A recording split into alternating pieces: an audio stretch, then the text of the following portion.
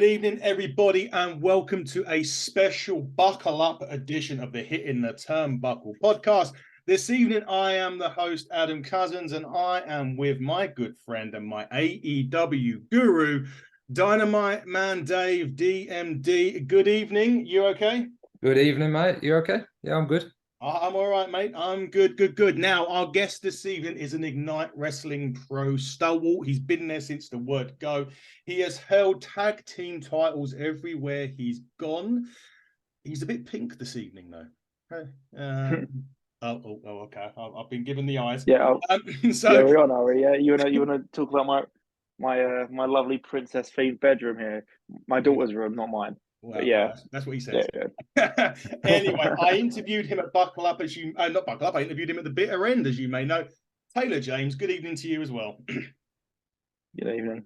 Good How evening. you guys doing? Hey, Taylor. We're okay, thank you. We're okay. Taylor, I want to start kind of with the now because we're not long away. We've not long finished the bitter end, which was a couple of weeks ago in Borehamwood. I attended the bitter end. I said I interviewed you at the bitter end prior to your match with Nino. So just to give everyone a story, this feud had been going on for years. You have retired CJ Carter, who was the owner and general manager of Ignite.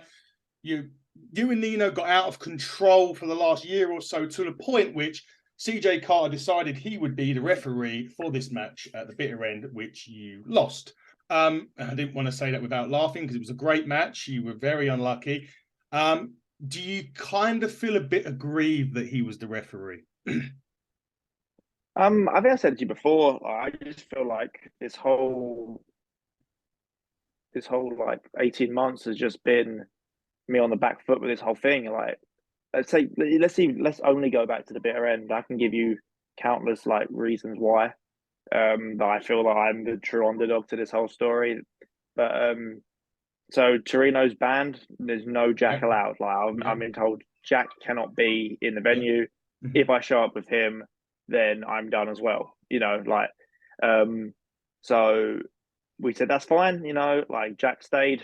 I didn't. I've traveled up and down this country with Torino every weekend to not to even have him there, like ringside, is ridiculous. But then you look at Nino, and like his whole thing, his family's there.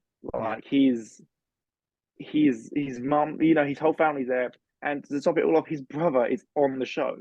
Yes. So, like I said, no, it's not fair. CJ Carter, like you even said, we have so much history. Like the whole point of a referee is that they're impartial, right? They're going to ref it down the middle. I embarrassed this man in front of his family. I made him retire. How's that impartial? Yeah, it was. You understand me? So, like, I'm a man of my word. This is over now. Like, I can't. Yeah, I said I'd leave Nino alone after this one. We're done. But like, yeah, I need something big. I said this now. It's been a couple of weeks. I've been time to think about it. It's time for, something big needs to happen at Ignite for me. Yeah, to keep you there. To touch on that, Taylor. I'm new to Ignite. I caught your matches. Why was the deck stacked so far against you? Why was the CJ appointed the referee? So things got out of hand with Nino. I mean, it all started, like I said, it started the first show. Myself and Nino in the first breakout division. And even that, like, I think I said in the interview, and I've had a few heated messages about my comments, but I stand by them. Like, you mentioned it, multi-time tag team champion, and CJ puts me in the same division as people fresh out of training schools. Do I look like, a breakout? I need to break out. It's like, no, you needed me more than I needed the breakout division. So that, first of all, you annoy me by putting me in that. And then, from there on, Nino just, it's all about Nino. I'm the one who stole the show, like it wasn't, it was no way, two ways about it, really. It was my match, you watch it back. Like, It's all me, 90% me. But Nino gets the spotlight. Nino gets, he advances. He gets his opportunity. And I was just like, what, in this business now, I've been doing this 7 years. I'm done waiting. I'm taking opportunities now. I don't need to justify with CJ. And then he gets involved, and look what happened. He got involved, and now he can't wrestle. He's retired. So He certainly can't. Yeah. So let's go back now, Taylor. Let's think about more positive things. Is it drop kicks you was at your training? Yeah. I originally started at DKW. Currently training with Mike Bird at Catch 22, and honestly, like, I feel like a new person. Catch 22 is where you want to be. I'm honestly like, I've never been more in love with training itself since the last 5-6 months there now. But yeah, like I've trained a whole bunch of places, but like I said, so I started when I was 18, so it's like 7 years ago now. Yeah. The only reason I said drop kicks, I went there many. I had really? I had one chin, I had hair, I was in decent shape. I lasted 4 weeks. You escaped then. I escaped. You got away. I soon realized that it was very well. Put it this way: if anyone has any misconceptions about what they think about wrestling, go to that school and then come out and say what you think you say. What you think you say about wrestling after you come out of that. And I can tell you that I learned very quickly and very painfully that it fucking hurts. Yeah, you bump on them. Say crash mats. Those judo mats. They're just like paving slabs. You know. I remember, like, you would be popping paracetamols before because you knew you was going to leave with a headache. Yeah, literally. But yeah, like I started there. They've given me a lot of good things there. They helped me out a lot. A lot of guys there that are, true people that should be in this breakout division. Like Harry McDonald, like Ryan Curran, and like I said, let's all revert back to Nino. Nino's first ever match was a dropkicks match against myself and Torino.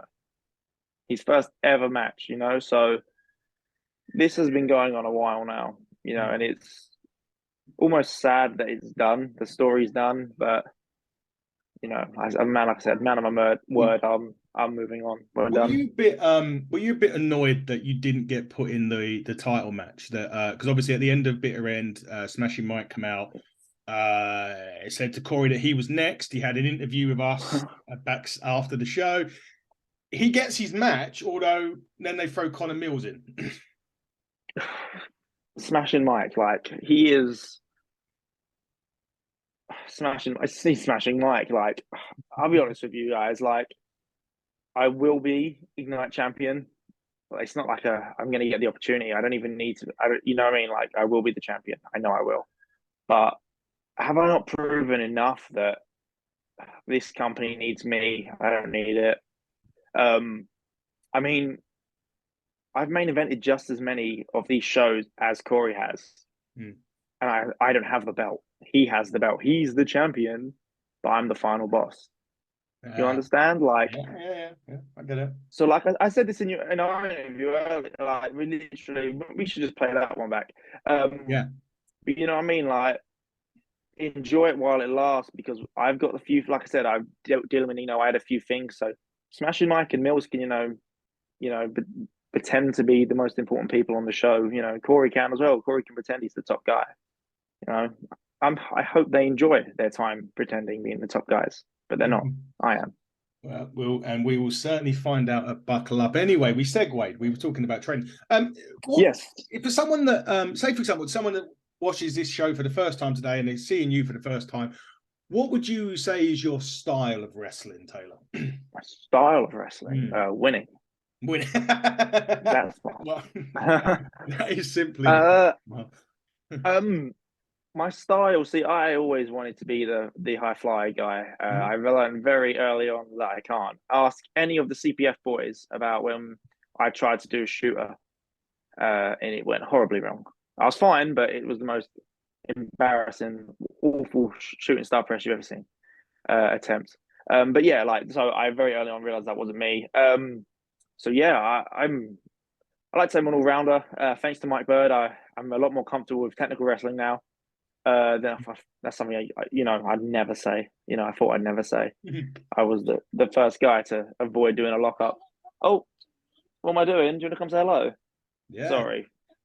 Don't worry. I'm talking to someone here. We're doing an interview. I'm meant to be the bad guy, so like you're ruining this for me by being cute. Can you go back downstairs? Yeah. Why? Go right downstairs. Go on. Go on. Yes, please. I know. I tidied your room. I know. I know. See, everybody, this is the real Taylor James. I did make it very tidy. Okay, go downstairs. I'll be right there. Bye. See you later. Bye. I'm just going to shut the door properly. One second. That's all right. I'm back. They say never work with children or animals. I know, and I've been wrestling Nino for a year and a half, so I should be used to children by now.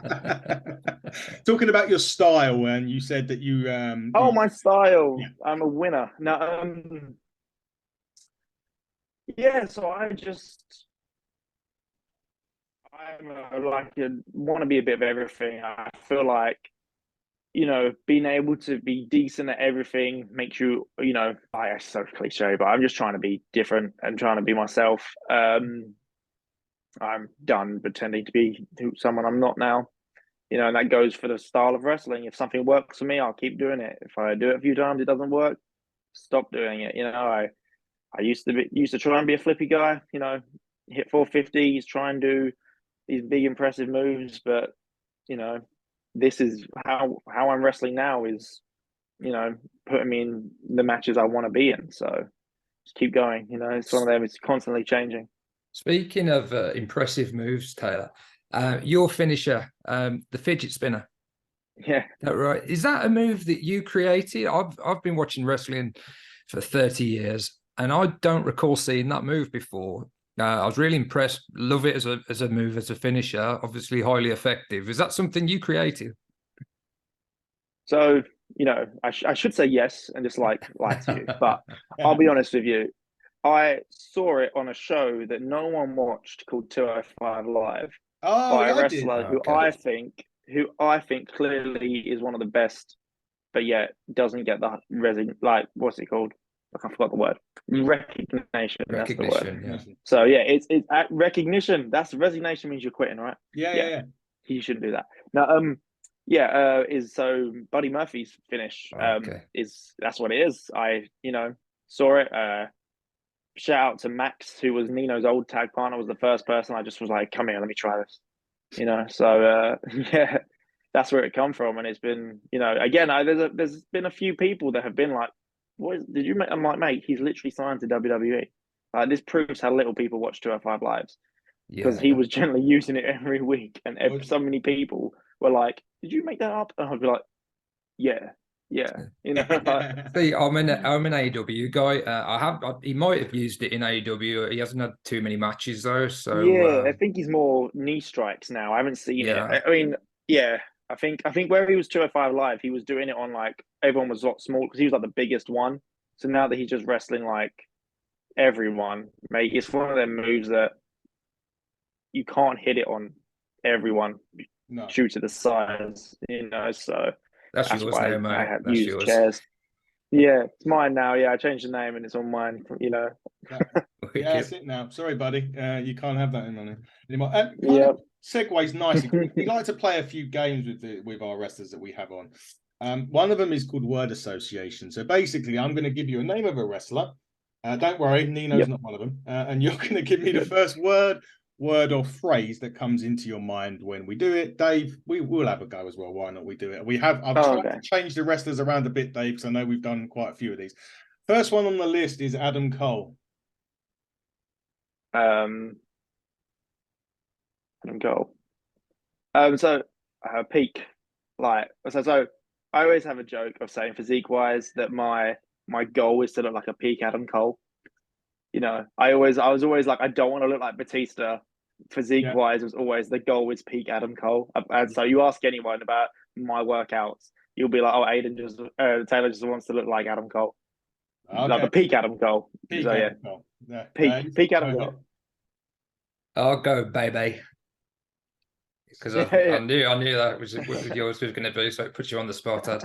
Thanks for that. I'm going to say Britt Baker, because that's who he's with. Oh, that's interesting. Actually, you might not like this one, Taylor, and Dave. You're going to have a difficulty with this one. CJ Carter. Retired. Retired. Yeah. Gonna have an interesting one for you, Dave. Yeah. You don't even know this guy. Oh, perhaps. Yeah, Loser. he obviously injected himself in that match. So, oh, sorry, yeah. Dave. Sorry, I've got to. Sorry to interrupt you. I don't mean to be rude. Taylor, I've just received a message from CJ Yes. Carter, and it's regarding you. Okay. Is he watching along? Oh, okay. Well, it's not He's live. troubling So, you. no, but he must. Oh He no, knows. is it not live? No, we're not Oh, live. I thought this was live. No, we're not that good yet. Can't get him. He has messaged me directly. Okay. And this is regarding Buckle Up, funnily enough, which is the show that obviously we're putting on with Ignite, and we're looking forward to put up with Ignite. It says here, Adam Taylor James confronted management after his last match, saying he wants the best Ignite have to offer from now on. If Taylor wants to prove himself against the best in the country, or the best that the country has to offer, Buckle Up, you are going one-on-one with Michael Aku. Instant Michael reaction. Oku. Oh, mate, it's taken a year and a half, but CJ's done the right thing. Like, honestly, like, Michael is easily the best non-signed British wrestler in the country today. Spotlight's on him. Time to take that spotlight away, I guess it's yeah, man, that's a big one. I mean, time to get in that peak Adam Cole physique now. I gotta get ready. I gotta get ready for this one. This is gonna be wow. Like, What a match that'll be. Gonna prove again, once again. I don't need that title to steal the show. This is the main event. Come on, boys. That's true. That is going to Taylor be James, Michael Oku. Yes. If you win that match, Taylor, you've got to be considered for a title shot, surely. Oh, 100%. This is wow. This is big, boys. Like, yeah, well, we're gonna have fun with this one. This is definitely, this is the one people are gonna be watching. Watch the ticket spike. I promise you that now. Yeah, I'll be able to find out. Anyway, sorry for interrupting the do not apologize for that one. I'm just going to go with boss because CJ is a boss, and he's my friend. He might not be yours, Taylor, but he's mine. So. We have an opinion. I like him a bit more now that you've just told me that. Yeah, you do. Next one on the list is the Sandman. Sandman. Mm-hmm. Do you know who he is? Yes, the beer guy. That's the man. Yeah. Cool. Yeah, there you go. Beer guy. There we go. Yeah. Hardcore hack. That's what he was in WCW. Ill-fated WCW run. I always say Singapore cane, and the actual reason is not because he used a Singapore cane. I met Mick Foley at an autograph session probably about 2 days after Eddie Guerrero passed away. And he was really late. We'd done the autograph session. We walked back through to get onto the underground. This is, I don't know if it was Barking, but it was somewhere along in Essex away. Coming off of the train with a hat and a Singapore cane was a Sandman in the middle of Essex. I mean, he probably just fits right in nowadays, but I mean, Jesus. Yeah. Crazy. I'm sure you probably see Robbo walking around like that when you come to Essex. I've bumped into that man random places, Really? Yeah, he's a crazy guy. Next one on the list is Samoa Joe. The walkaway thing. It's brilliant. I love that. I mean, that's like fantastic. Dave, he's your boy. Muscle Buster. I'm just going to say hard hitting because Jesus Christ, it looks like he does very hard. This is probably one that takes you back to your childhood a little bit. The Ultimate Warrior. Tassels. You go first, Dad. How old do I look? Well, I'm 39. You can't be that far. You're about 30. Me, I'm 25. 25? Yeah. Really? I know the hairline is it's the hairline. Yeah, we were talking about it off air. Yeah, it's the hairline. 25. It's the hairline. Before your time then, maybe the young boy. What do you want me to go first, you say, Dave? Yeah, go on. I'm trying to think of one for Warrior. Entrance, because he had the crazy ass entrance when that music hit, and he just literally like Usain bolted it down to the ring. It was got the funny ones when they had the long eye away at SummerSlam, and it went around like that, and he was blowing up before he even got in the ring. So I'll go face paint because he was one of the early the earlier guys to use face paint. Obviously, it's commonplace now. A lot of wrestlers utilizing it, but Warrior was one of the earliest ones I can remember. There's like Warrior and Powers of Pain, LOD, people like that. Yeah. Mick Foley. His ear come off, didn't it? Dave, would you need me to go again? Hell in a Cell. Hell in a Cell. I'm just going to say crazy son of a bitch, because the amount of stuff he done was absolutely outrageous. Hell in a Cell, Boiler Room Brawls. Christ knows what else he done. Last one on the list is one of my personal favorites, Kurt Angle. TNA. Cool. Yeah. Dave? Ankle Lock. Ankle Lock.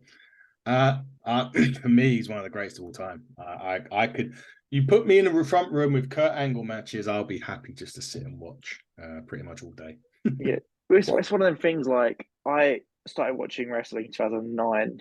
Okay. So I was, I'd only watched, it sounds dumb, but I only watched for like maybe a year because I just like loved Jeff Hardy, and I watched his feud with Punk and all of that. So when he stopped wrestling, when he left WWE, I stopped watching. Oh, really? And then I didn't watch. So I stopped watching then, and then I started watching again the Raw after Cena Rock 2 was when I started watching again. Is that when Lesnar come back? No, it wasn't. That was the year before, wasn't it? Yeah, it was the year after. Yeah, we were there, weren't we? Sorry. Yeah, so like I only saw Kurt Angle when he come back recently. When it was like, oh, like he was still good, but I think he even said it himself, didn't he? He said he took too much time off and he just wasn't Kurt Angle anymore. Exactly. But yeah, so like I need to go back and watch stuff. That's my idea. If you're gonna watch that, just watch Kurt Angle. In terms of like all round stuff, he was incredible. Yeah. Other than Jeff Hardy and Punk, who were the kind of guys that you admired when you first got into wrestling, Taylor? Who was the guys that kind of?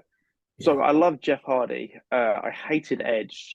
But now looking back, no, but like as a kid, so I was like 10. I was still, it was still, you love the good guys, you hate the bad guys. But looking back now, Edge was like one of the best to ever do it. It's he was doing his job well. Yeah, like as a kid, I loved Jeff Hardy. I loved R-Truth because he was Jeff Hardy's friend. Loved Crime Time. Don't know why. Brilliant. They were good. Brilliant. I loved Crime Time. I have this. Mike Bird will appreciate this. So I have this theory that certain people think that when you do the whole like he's the GOAT, he's the best in the world, like he's the best ever. Yeah. It's always funny how the person that people assume is the best in the world is always like from their childhood. Like because they were in it, or like when they were really interested in it. So there are people that say like, I'm gonna get heat for saying this, like especially with Mike. Like people would be like, "Oh, Bret Hart's the best ever." Grew up when Bret Hart was on top. So how much of it is nostalgia? How much is they're actually the best? Because like I loved Crime Time, but I don't think they're the best tag team to ever do it. Yeah. That's my argument. And now Mike's gonna probably beat me up when I see him tomorrow. But yeah, like, and I'm not saying Bret Hart isn't the best in the world. I don't think he is. One of them. Exactly. That's kind of what Bryan Danielson was saying too. Bryan Danielson cut a promo a few weeks ago, and it was a similar kind of thing. He might have been the best at the time, but as wrestling moves on, there'll be better wrestlers, and hopefully there'll be better wrestlers than him. It's always moving forward. Yeah. So like in my head, it's like Ospreay, like Will is like insane. One of the greatest. Back to Michael. Mike had a 5-star match with Will Ospreay. Like big things come. You come from that sort of thing. So you know what I'm saying? It's one of the things like you don't know. It's wrestling. It's such a matter of opinion. Yeah. You know, like who's the best? Maybe Osprey's on your radar in the future then. Oh, mate, honestly, talk about dream matches. Like, myself and Trina would love to wrestle the Swords of Essex. I don't know if you've seen it, but we they're back in progress right now, right? They got well, yeah, but even that a couple of years ago, at an RCWA show, we thought it'd be a good idea to jump Osprey, and yeah, Paul come and it didn't go too well. So, but we'd love to, you know, that was us unprepared for the pair of them. We were going after Will. And then Robbo showed up. But yeah, like we, that clip went around. I shared it a couple months back and sort of said like, put it out in the universe. We want the swords, and now that they're back, that's a dream match that could happen. So that certainly is. We're going to get onto sort of dream matches as a little bit. Well, kind of. Oh, no, we're not. Well, it was a question, but it's now off the list now. Yeah. These are just random questions about wrestling. Dave, go as well. Well, I have to tweak it for us because we're not performers. Obviously, we're just great. We're just great at podcasts, apparently. Yeah, all right, Dave. Yeah. If you could perform in any arena, what would it be? The arena. Yeah. Probably like Tokyo Dome. That'd be sick. Or Zach said that. If you're talking like UK, York Hall should be on everyone's bucket list. Yeah. You know? I went to a York Hall show to like support Callum. Like Newman was his first one against Dan Maloney, and like just being in that venue, I was just like, wow, this is a goal, to get here. I don't really know arenas. I can only think of. That's fine. And MSG, that's one. Yeah, that's a big one. That's the one you was going to say, Dave, right? You always say that. Yeah, that's my normal go-to. I'm going to go with again, this is maybe before your time, Taylor, but I'm going to go with the old ECW arena in Philly, just because they're. PWG run there now, don't they? Yeah. Is that right? I think so. Yeah. Anyway, the crowd are very close to you. Put it that way. They're very close. What's the favorite match that you've watched? Not that you've participated in, but you say like it doesn't have to be WWE. What's the best match you've ever seen? Best match I've ever seen. So I have sort of two, and then I'd say one. So the first one was like when I was a kid. I remember watching Shawn Michaels Undertaker, the first one, 25. I was there, and I think that was like the first match that I was like, so you, obviously as a kid you just care about the story and stuff, don't you? You just want to, you care about the result. But I remember watching that and being like, Jesus, this is like good. I think that was like the first one I remember watching and it being like, wow, they're like these two are insane. Yeah, even as like a 10-year-old. Even as a 10-year-old, like just like match quality. Yeah. I was in the crowd. Sorry for that. I was there. Yeah. It's one of them times where I literally had eyes ring, and to be honest, they could have been as loud as they want. I was just fixated on Taker and Shawn. The entrances are great. Shawn come down from heaven. Undertaker rose from hell. And it was just like, I just do what I do now, really, at events, and just study. Not that I'm going to do anything in wrestling, but But anyway, fire away. Second match, what was it? The second match was a tag match. Again, I watched it on YouTube. I just thought it was like crazy good. It was the Velocities versus Aussie Open. Obviously, I love tag team wrestling. So I just, it was just one of them things where I was just blown away. Yeah. To see, I think I see them live face each other as well. Where was it? It was a RevPro show. I was there, like helping out. But yeah, it was crazy. I talk about like I said, I love tag team wrestling. It was just that they are Aussie Open are the best tag team in the world, I'd say. So be able to see them live a bunch of times, and nice guys too. So they are great. Aussie Open are great. Dave, what was your favourite match? I'll change it up for this pod. It's same show, Fight Club Pro show, pre-pandemic, pre-AEW. And one of the matches, and it was two guys I wasn't familiar with, and they blew me away. And it was Ray Fenix against Pentagon. Such an amazing match. At the start, before the event started, all the wrestlers were at their merch tables, and there was a few people at Penta and Phoenix, and there was a few in the crowd doing the Zero Meadow, but I think there was a lot that might have been introduced to them that night. And then at the end of the event, they were absolutely swamped. Their t-shirts were going left, right, and centre. So Corey they McRae would impressed be a lot happy of with people. that. Yeah. I'm not gonna divert. I always say the best match I ever see live was never televised, and it was Kurt Angle versus The Undertaker, and I'm pretty sure it was at the XL Arena. It went 45 minutes, and it was just crazy. I can honestly say, and I've been 5 WrestleManias. I've watched Taylor's matches, and this match, sorry Taylor, but it just was amazing. You can shake your head as much as you want. No, to be fair, I mean, like, it's the Undertaker, man. Like, I think Angle. I've had the pleasure of meeting Undertaker twice, and the first time I met him, I would say, and it was one of those things that I've never been nervous meeting anybody but him, just because it's him. I don't know. It was just something about John Cena. John Cena went up and booed, but we do have a common thing. We both support Tottenham for our sins. We won't get into that at the moment. But yeah, that's right. I'm an Arsenal fan, so football. Yeah, you're coming off the table. See you later. But yeah, so Undertaker for me, Kurt Angle, Undertaker. What do you reckon? Who do you reckon has got the best gimmick or had the best gimmick? So it could be the best character as such. I think I've already said it already.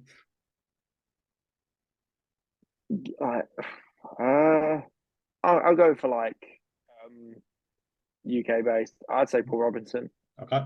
Yeah. Like, again, not to go too much behind the curtain, but Robbo is, one of the nicest guys. Helped me in Torino so much,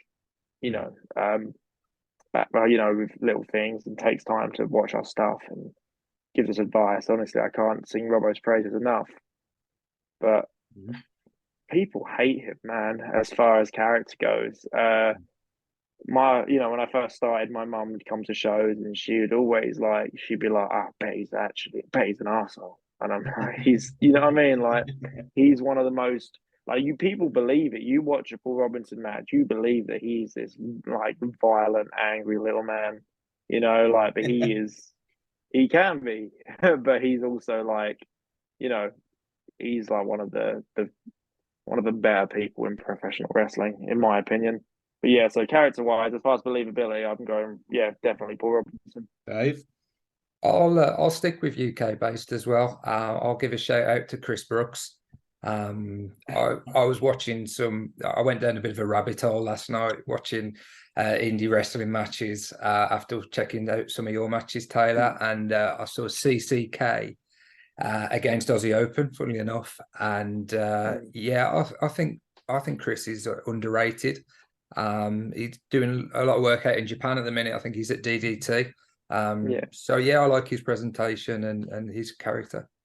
I think from a character perspective, in terms of like, well, who do their job well, I'm going to say someone like Miz, because he's an annoying bastard. Yeah. But when you meet the guy, he's one of the nicest guys. I've met the Miz at WrestleMania Access. I think it was 26. Yeah, it was. It was the one before The Rock Cena won. Nicest guy you could meet. One of the, sometimes they stay in character, sometimes they don't. And he was brilliant, but on TV, he's annoying. Similar to what Taylor was saying about Edge, these guys that you hate them, they're doing their job really well as a heel. I've got too many Edge tattoos to say I hate Edge, so I can't even comment on that. This is one of the ones that normally gets people, even wrestlers, are stumped by this, because I think it's because there's so many of them. What was your favorite entrance music? Oh, I'd say either Edge's or Punk's original one. What, before Cult Personality? Yeah, it was like Burning something. Fire Burns. Kill Switch Engage. Kill Switch Engage. Singing. Yeah, some of that. Loads. I think I can think of the top of my head. Loads, yeah. More recent, AJ Styles is, Oh, I WWE hate this one's style of quality. music. Yeah. WWE's pretty sick for it. Like it's pretty biased. I love mine. Rise by Val. I get the compliments about that quite a lot. Actually, that show Saturday, one of the boys come back from.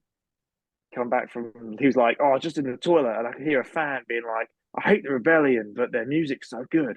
And he was like, so I was like, if you're gonna take one thing away from our matches, you got a new song on your playlist, you know? Yeah, exactly. Dave? I'm gonna stick with my tried and trusted answer of Gangrel, the Brood theme. Yes. At least until we get Gangrel on the show, I'm gonna keep saying that, mate. Wow, yeah, no pressure then for me to get Gangrel on at all, no. Yeah, drop some emails, mate. Yeah, I'll try. This kind of goes into my next question, which was the best wrestling entrance as well. But I'll always say the Undertaker has the best presentation from like the moment that gong hits to the smoke, to the darkness, to the fire. Who was we talking to? Was you on the show, Dave? When we was talking to someone that's actually been in the ring with when the Undertaker come out? I'm not sure. Oh, was this Santino? No, it wasn't Santino. I think it was like last week. Oh, I'm going to forget the guest now. I'm going to forget who it is. And they were just saying that like you just get caught up in you because I said to them, I swear that they switch the aircon and it goes cold. I don't know. Maybe that's just me getting caught up into it. But they're saying from the moment that gong hits and that 5 minutes it takes him to get to the ring, you're just like, and you're fixed. But music, See, I'd say, go on. No, I was going to say actual entrance. I'd say like Cara Noir's got those Undertaker sort of vibes as well. Yeah, he does. He does. I've watched, I've been at shows or on shows where and like everyone watches his entrance. Like the boys are, like everyone. If there's a monitor, everyone watches it. Yeah, like it's insane. Like again, Kara's wrestled at Garner was wrestled at the Ignite venue before, and so he'd be someone be amazing to see him come back. Yeah. So just that entrance alone, like we talk about entrances, but that would be something special as well. That was my next question, so you kind of hit it on the head. I said the Undertaker just because it matches with. I mean, the music wise, I mean, Edge, Triple H, the game. There's a long list. It just goes. Yeah. Dave, what about you for entrances? Are you like a Gangrel because you like the music and then he shoots up from the flames, or you something else? It was a good one. I think the DX entrance probably is one that I love when they were all together and they had the flying the fireworks behind the ring posts. Yeah. I generally go back to the Attitude Era for a lot of my answers. Yeah, you do. That's fine. No, one of the worst pyros, those Kane's and Batistas. I had the privilege of sitting right near the front on a SmackDown show, and they all of a sudden I turned because I could see some movement, and they had put Batista's pyro literally where I'm sitting, like along that line. And I'm a very thingy about pyros. I'm all right if I expect it, I'm fine. But just having this like 20 pounds of pyro sat next to me, I was just like, oh shit, here we go. And it did go off. I mean, Jesus, it went off when Batista hit that. An interesting question, actually. I'm gonna use this on Just Incredible on a Thursday, Dave. So an interesting question I got asked today, and Taylor, be one interesting for you, because I know you may or may not necessarily do this in the UK shows, but what is your opinion on the use of blood in wrestling? I think it has its place. Again, I've done a few TLCs. I would never say I've done a death match. No, I've never done a death match. I don't want to. I feel blood.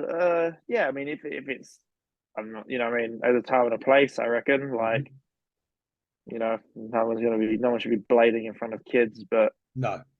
Yeah, I think it's like, if it's done right and there's a reason for it. Yeah. I personally don't understand these deathmatch shows where every match is like here's 90 light tubes. Yeah. To me, that's just a bit like, like flippier guys we get moaned at for like doing too many moves, but yet I call it trampoline wrestling. but then the same people that will moan about, us kicking out of destroyers will moan.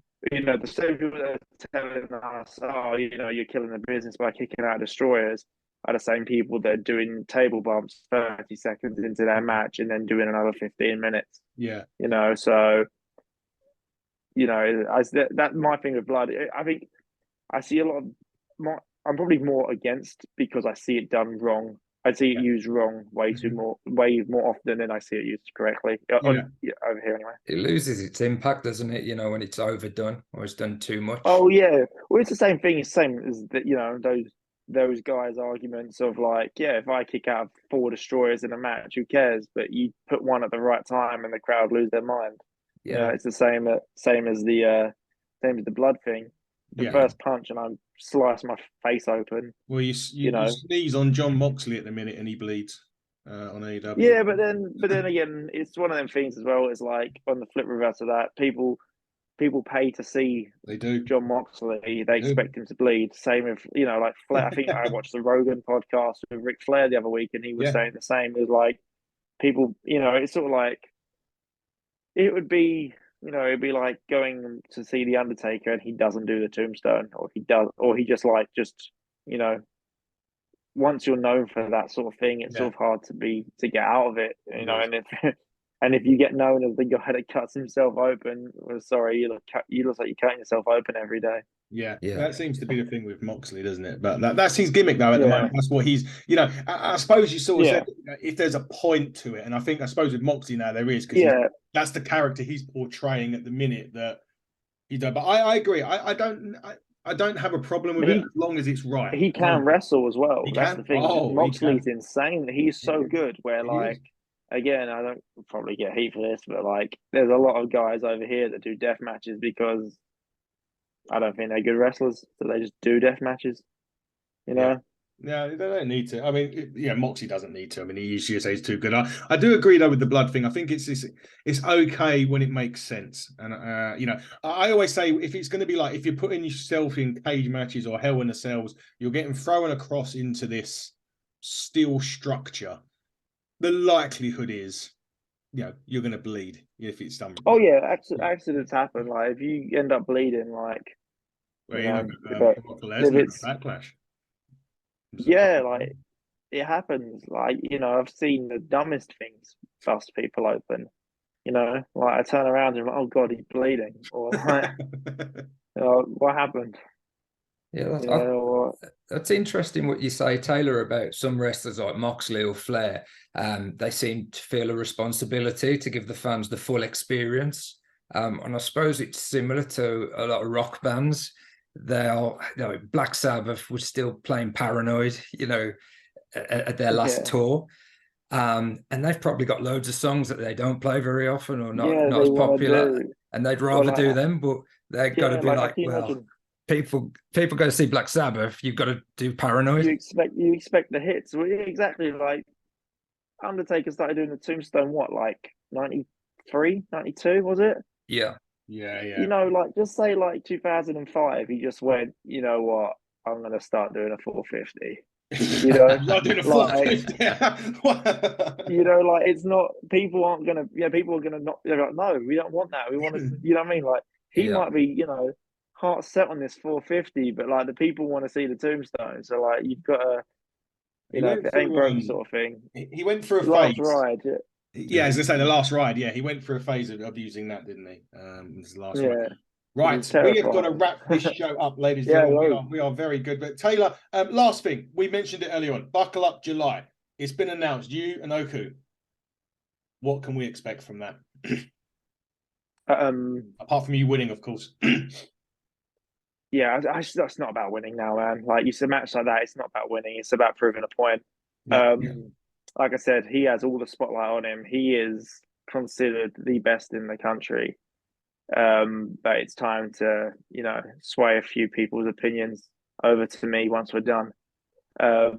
This is big for myself, for Ignite. It doesn't have to be the main event, but it's going to steal the show. I promise you that. So yeah, what was it? 10 weeks? 8 weeks? No, Can't come round quick enough. Yeah, time to get that peak Adam Cole look. Time to get ready for this. Obviously, Taylor, you're still very young, you know, at 25. I know Buckle Up is next for you. What would you like to achieve in wrestling? What are your kind of goals and aspirations? Do you want to go overseas? Is it Japan? Is it the States? Have you already been there? So I have a list that I'm sort of keeping to myself. I'm sure I think a lot of people, but like I'm ticking bits off. Yeah, I just want to do as much as I can. If it takes me to, you know, if I was lucky enough to be able to go abroad, I've done a few bits like Europe, but I'd love to do America. Obviously, I'd love to do Japan. But yeah, I'm just want to go as far as I can and do as much as I can. You know, that's sort. I know probably everyone says that, but I don't. I have a few little bucket list things that I want to tick off, but yeah, I just want to ride this, as, you know, as far as it goes. Ride the wave, wicked, man. Thank you. say. Guys, I've got another podcast in about 15 minutes with the lovely SoCal Val that I need to jump on. So otherwise I'll be shot if I don't get on that. Although I could argue that Andy should have been on this pod, but I won't. Taylor, thank you so much for your time this evening. Please go and be daddy now. If I don't see you before, we will both see you at Buckle Up. So thank you very much for your time. Dave, as always, it's a pleasure. We're back on Thursday, Dave, with the Dynamite stuff, and we're also back on Thursday with Just Incredible. It's an ECW special. We're going to have to do some research on some. Well, you're going to have to look what you did with Taylor. You watched all of his matches last night, so it's revisiting stuff for me with ECW. It's a while ago now. Before you were born, Taylor, long before you were born. Some of it. It was indeed. Guys, this has been the Hitting the Turnbuckle podcast. I have been Adam Cousins, and I will see you again in about 10 minutes' time. Goodbye.